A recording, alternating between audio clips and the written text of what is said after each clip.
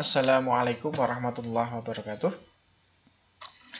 Apa kabar anak-anakku semua? Semoga kalian tetap dalam keadaan sehat dalam lindungan Allah Subhanahu wa taala. Baik, untuk kali ini ketemu dengan Pak Indra. Kalau kemarin kita banyak berjumpa hanya melalui Google Classroom, itu bentuk teks. Kali ini saya coba biar nanti lebih semangat, lebih aktif. Kali ini kita menggunakan media video. Ini sudah saya rekam.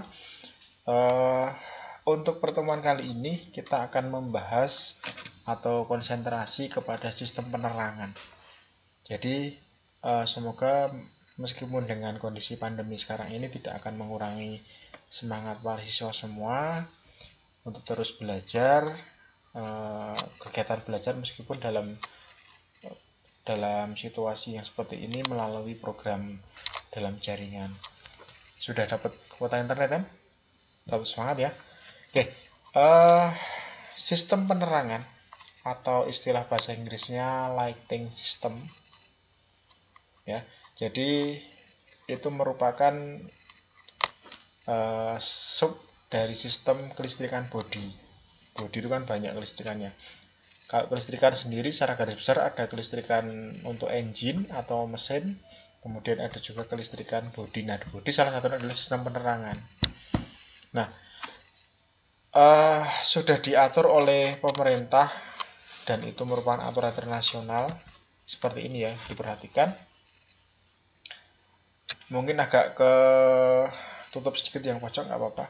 Sistem penerangan menurut peraturan pemerintah nomor 44 tahun 93 sudah diatur lama sekali bahwa lampu tanda belok itu merupakan lampu penunjuk arah berjumlah berapa? 4. Kita bicara mobil ya. Dan mempunyai sinar kelap-kelip berwarna kuning tua dan dapat dilihat pada waktu siang atau malam hari.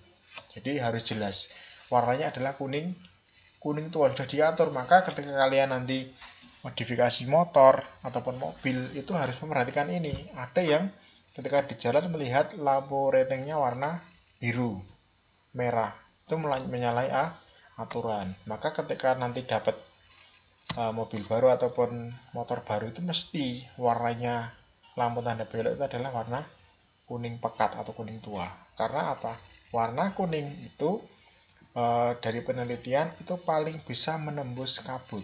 Jadi nanti meskipun hujan lampu itu harapannya tetap kelihatan karena ini kaitannya dengan tanda orang mau berbelok. Kemudian yang kedua, lampu rem merupakan indikator ketika orang melakukan pengereman. Jadi memberikan isyarat pada orang yang di belakangnya bahwa motor ataupun mobil ini sedang melakukan pengereman. Jumlahnya ada dua buah berwarna merah dan mempunyai kekuatan cahaya lebih besar daripada lampu posisi. Jadi ketika lampu kota hidup tiba-tiba lebih terang, berarti dia sedang melakukan pengereman. Kemudian lampu belakang, itu merupakan lampu posisi yang berjumlah genap 2 biasanya ya, ataupun 4 juga ada, berwarna merah dan dipasang pada bagian belakang kendaraan. Jadi pemasangan ini sesuai dengan lebarnya kendaraan. Biasanya kalau truk box itu ada yang di atas. Jadi itu merupakan tanda seberapa besar dan tingginya kendaraan. Kemudian lampu mundur, itu lampu yang berwarna putih atau kuning muda dan tidak menyilaukan atau mengganggu pemakai jalan. Jadi sudah diseragamkan semua warnanya putih. Artinya apa? Ketika ada lampu putih yang di belakang, otomatis belakangnya harus tahu bahwa ini sedang mundur ataupun atret. Maka jangan sembarangan ketika nanti mengganti lampu ataupun kaca lampu. Oke. Secara umum komponen sistem penerangan seperti ini. Nama-namanya ini saya lewati aja biar nanti agak cepat videonya, enggak terlalu panjang. Langsung menuju kita ke ini, saklar kombinasi. Apa itu saklar kombinasi?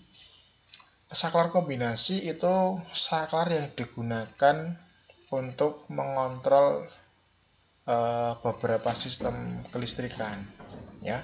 Maka diberikan combine atau kombinasi, gabungan dari beberapa saklar. Nah, umumnya yang biasa digunakan yang model-model seperti ini tuas ataupun ini, ya.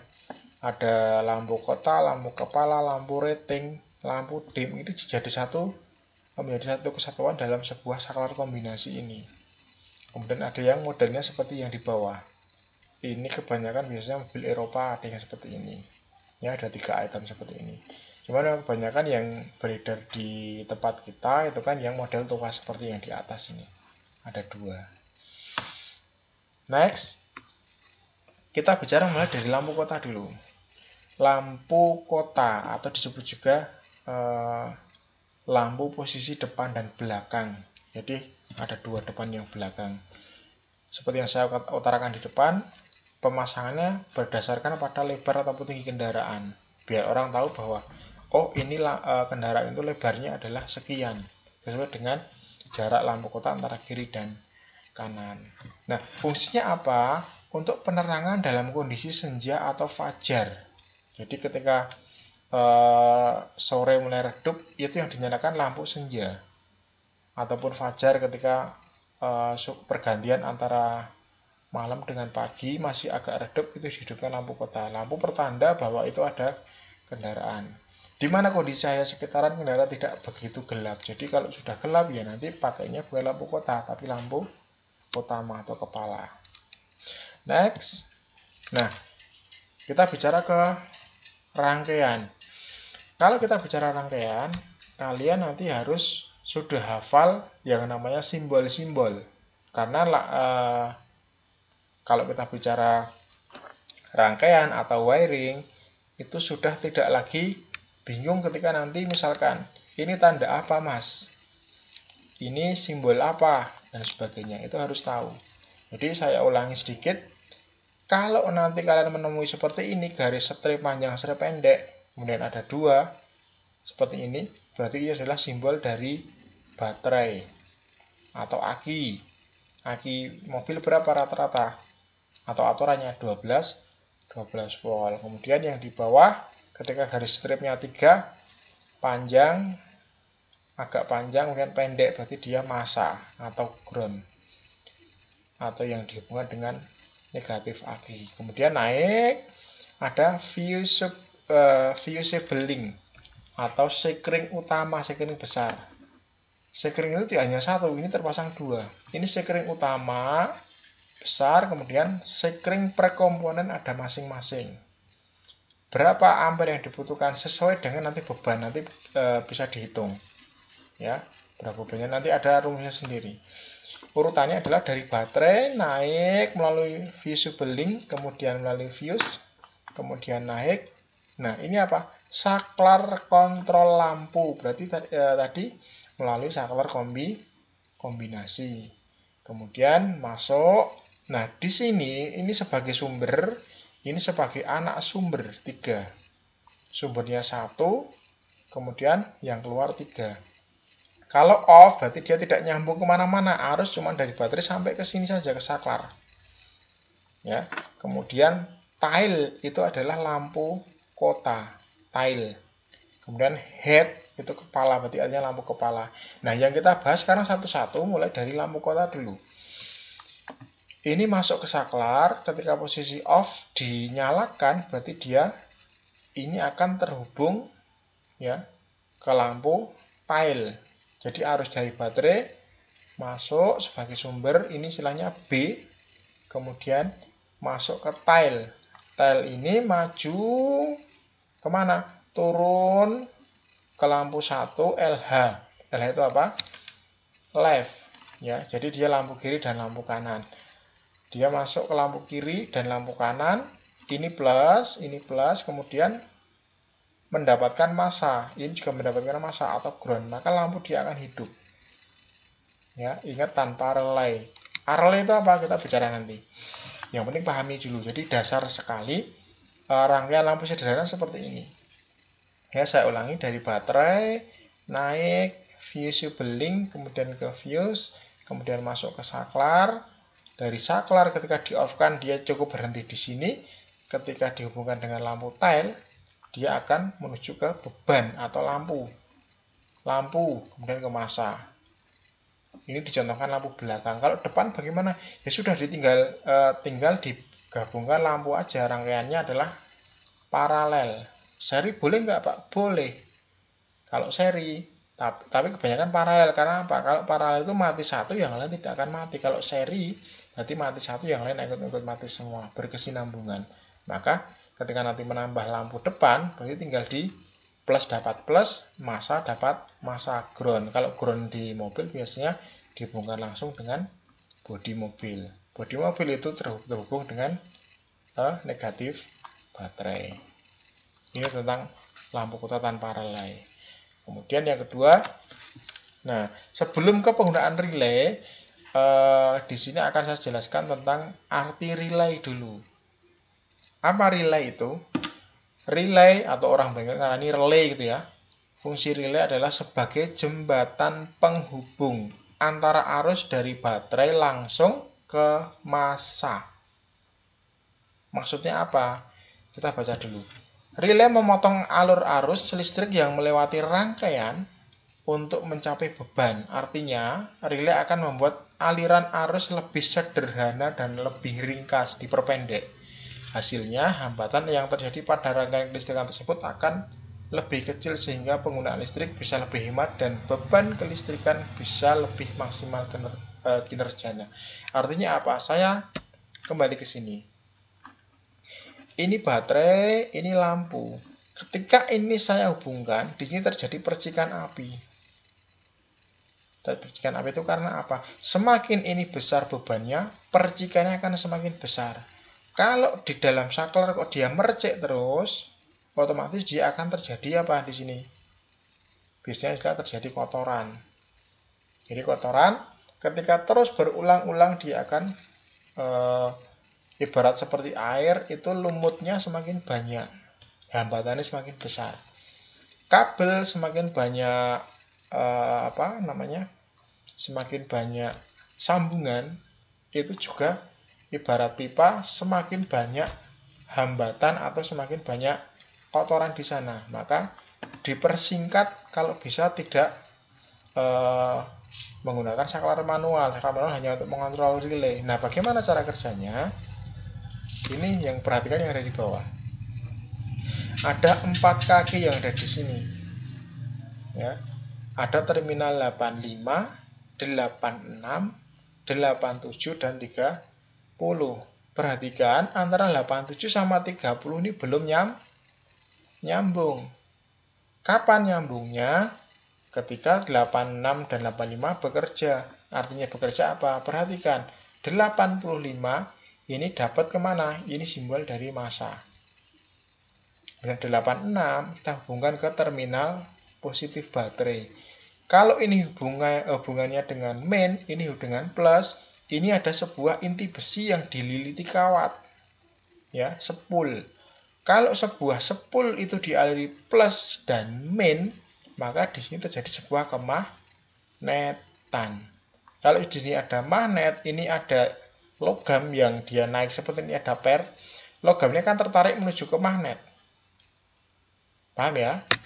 Saya ulangi, 86 dapat plus, 85 dapat massa, ini terjadi kemagnetan. Kalau ada kemagnetan, berarti logam yang ini terbuat dari platina biasanya. Logam yang dia tidak terhubung ini, dia akan nempel. Tek. Nempel kemana? Antara 87 sama 30 terhubung. Maka ketika di sini 87 dialiri listrik, kemudian akan sampai ke terminal 30. Contoh misalkan ini dari aki plus, kemudian 30-nya ini menuju ke beban. Kalau dibalik gimana Pak? 87 sama 30 dibalik tidak masalah. Sorry. Antara 86 sama 85 dibalik juga tidak masalah. Oke, jadi seperti itu tentang cara kerja relay. Lalu bagaimana aplikasinya pada rangkaian? Kalau sebelum dikasih relay kan seperti ini, sederhana sekali. Ini adalah rangkaian yang mana ini merupakan rangkaian kontrol positif. Artinya yang diputus adalah yang arus positif. Yang main gimana? Main ini selalu terhubung. Nah, kalau nanti yang diputus yang negatif, berarti disebut dengan rangkaian kontrol negatif. Nah, kemudian berikutnya, sekarang kita aplikasikan menggunakan relay dengan sangat sederhana sekali. Ya, perhatikan. Ini apa tadi? Baterai. Menuju ke fusible link. Kemudian naik ke fuse. Nah, kemudian naik menuju ke terminal 80. Berapa tadi dilihat lagi? Masa ini plus, berarti ke terminal 86. Berarti di sini adalah terminal 86. 86 masuk plus, kemudian ini ada lilitan, kemudian keluar melalui terminal 86 menuju ke saklar. Berarti ini kontrol apa? Kontrol negatif, karena yang diputus adalah main. Ya, dari 86 keluar, kemudian menuju ke off. Berarti apa ini? Tidak bekerja karena arus itu tidak akan sampai ke masa, cuma sampai di sini saja. Nah, ketika nanti di on kan menuju ke lampu tail atau kotak, berarti dari sini naik ke kanan, menghubung dengan lampu tail, terhubung dengan masa. Tek, di sini akan terjadi kemagnetan. Kalau terjadi kemagnetan, ini ada logam yang tidak nyambung, dia akan tertarik ke atas. Karena logam magnet, maka dia akan saling tarik-menarik. Dia akan naik. Tek. Ketika naik, berarti terminal 30 dan 87 ini terhubung.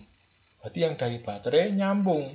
Keluar mulai terminal 30, menuju ke lampu 1 dan lampu 2. Dua lampu itu mendapatkan massa, maka dia akan menyala. Kalau mau nambah lampu gimana? Yuk tinggal di paralel saja. Ini dicontohkan hanya 2 biar tidak bingung. Seperti itu. Bisa dipahami ya. Sangat simpel, sederhana sekali. Kalau sudah tahu dasarnya, insya Allah nanti pemahaman lebih detailnya nanti lebih mudah. Tolong ketika nanti belum paham, tolong di play ulang video yang saya buat ini biar nanti lebih mudah. Nggak perlu saya ulang 2 kali, tapi silahkan di play berulang-ulang biar lebih memahami tentang rangkaian lampunya terutama. Karena kalau sudah kaitannya dengan lampu kotak dengan lampu kepala digabung, nanti sudah agak ruwet lagi. Tapi yang penting dasarnya kalian harus tahu satu persatu. Mungkin itu dulu sedikit pengantar tentang lampu kelistrikan sistem penerangan ini. Saya minta tanggapannya ataupun ketika ada pertanyaan silahkan komentar ataupun bertanya di kolom komentar di bawah. Gitu ya. Selamat belajar, tetap semangat meskipun kondisi pandemi, semoga tidak akan mengurangi semangat kita. Yang saya harapkan adalah kemandirian belajar kalian di rumah, meskipun tidak berhadapan langsung dengan guru, tetap semangat. Gitu, saya tunggu pertanyaan dan komennya di bawah. Assalamualaikum warahmatullahi wabarakatuh.